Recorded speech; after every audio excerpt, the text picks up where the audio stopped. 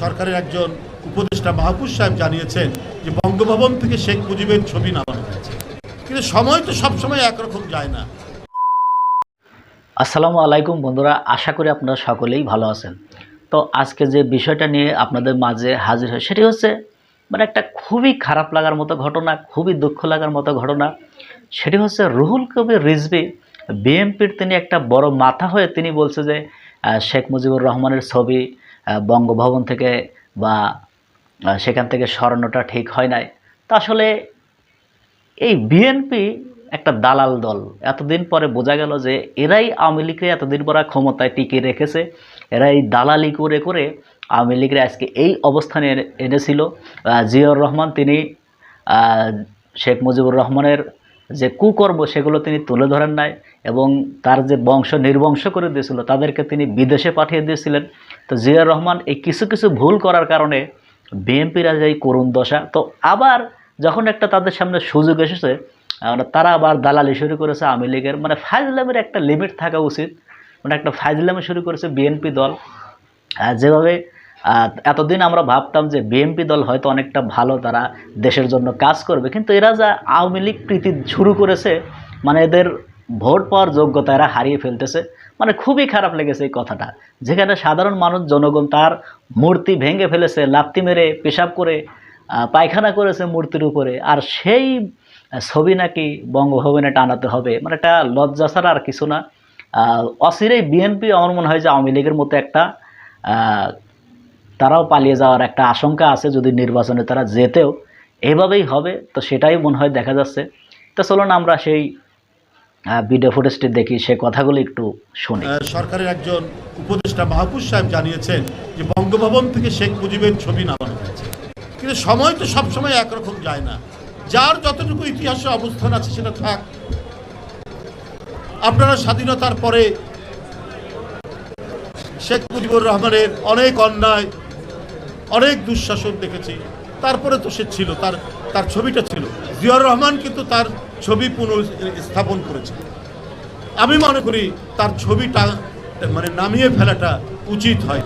স্বাধীনতার পরে সব দল নিষিদ্ধ করেছে, গণতন্ত্র হত্যার ধারা তার হাত দিয়ে এসেছে। এর আগে 60-এর দশকে তিনি স্বাধিকারের আন্দোলন করেছেন, মানুষ তাকে বিশ্বাস করেছিল, মানুষ ভোট দিয়েছিল সৌন্দর্য, কিন্তু তার অঙ্গীকার তিনি রক্ষা করতে পারেননি। কিন্তু আমাদের জাতীয় স্বাধীনতা সংগ্রাম যেটা, সেইটাতে তার যে স্বাধিকারের আন্দোলন সেখানে কিছু ভূমিকা রেখেছে, কিন্তু স্বাধীনতা যুদ্ধে তিনি কোনো ভূমিকা রাখেননি। বরং তার যে সেই ভূমিকা স্বাধিকারের জন্য, সেইটা মানুষকে সেই সময় মানুষ মনে রেখেছে। কিন্তু স্বাধীনতা যুদ্ধের ঘোষণা তো দিয়েছেন একজন অদম্য সাহসী মেজর শহীদ রাষ্ট্রপতি জিয়াউর রহমান। তারপর থেকে স্বাধীন হলো, আওয়ামী লীগ ক্ষমতায় আসলো, আমরা দেখেছি তাদের হাত দিয়ে হত্যা, গুম, খুন, আমরা দেখেছি রক্ষী বাহিনীর অত্যাচার, এগুলো সবই আছে। 75-এর 15ই আগস্ট ঘটল, খন্দকার মোশতাক বঙ্গভবন থেকে শেখ মুজিবের ছবি নামিয়ে দিয়েছে। জিয়াউর রহমান 7ই নভেম্বরে জনতার ঐতিহাসিক বিপ্লবের মাধ্যমে রাষ্ট্র ক্ষমতার পাদপ্রদীপের আলোয় তিনি উদ্ভাসিত হলেন। শহীদ রাষ্ট্রপতি জিয়াউর রহমান কিন্তু শেখ মুজিবের ছবি বঙ্গভবনে তিনি আবার সেখানে পুনঃস্থাপন করলেন। আমার আজকে যারা এই অন্তর্বর্তীকালীন সরকারে আছেন, আমি একটা সংবাদ পড়েছি, সেইটা পড়েই বলছি যে এটা সরকারের একজন উপদেষ্টা মাহফুজ সাহেব জানিয়েছেন যে বঙ্গভবন থেকে শেখ মুজিবের ছবি নামানো হয়েছে। দেখুন, এটা করেছেন ঠিক আছে, কিন্তু সময় তো সবসময় একরকম যায় না। যার যতটুকু ইতিহাসে অবস্থান আছে সেটা থাক। আপনারা স্বাধীনতার পরে শেখ মুজিবুর রহমানের অনেক অন্যায়, অনেক দুঃশাসন দেখেছি, তারপরে তো সে ছিল, তার ছবিটা ছিল। জিয়াউর রহমান কিন্তু তার ছবি পুনঃস্থাপন করেছে। আমি মনে করি তার ছবিটা নামিয়ে ফেলাটা উচিত হয়নি। খন্দকার মোশতাক নামিয়েছিলেন, জিয়াউর রহমান তুলেছিলেন। ইতিহাস আপনার নির্ধারণ করবে, বিচার করবে। হ্যাঁ, আপনার বিচার করবে। তো সেই বিচারের ভার থাকলো, জনগণ বিচার করবে। কিন্তু আমাদের জাতীয় জীবনের, জাতীয় ইতিহাসের আন্দোলনে যার যতটুকু অবদান সেটা স্বীকার করা হোক। আমরা আওয়ামী লীগের মতো সংকীর্ণ নই, আমরা ছোট মনের প্রচার দেব না। এই জন্যই বলছি শেখ মুজিবের ছবি নামানোটা উচিত হয়নি।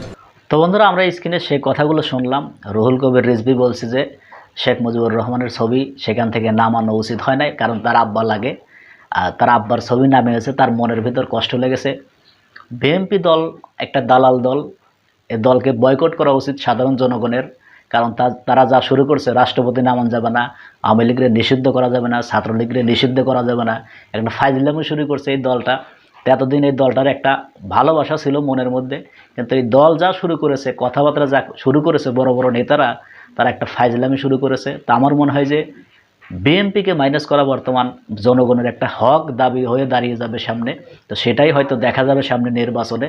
তা আমার মনে হয় যে অবশ্যই বিএনপি যারা ফাইজলামি শুরু করছে, যদি বিএনপি এখনও ঠিক করতে হয়, বড় বড় যারা এইসব দালাল আছে এদেরকে বহিষ্কার করা উচিত। তো দেখা যাক এই বিষয়টা নিয়ে তারেক যে কী ধরনের বক্তব্য রাখেন। তা আমার মনে হয় যে রুহুল কবির রিজভীকে যত দ্রুত সম্ভব বহিষ্কার করা উচিত, তাহলে বিএনপি দল অচিরেই বিলীন হয়ে যাবে আওয়ামী লীগের মতো। এরাও সাধারণ মানুষ বয়কট করবে, সেটাই এখন দেখার বিষয়।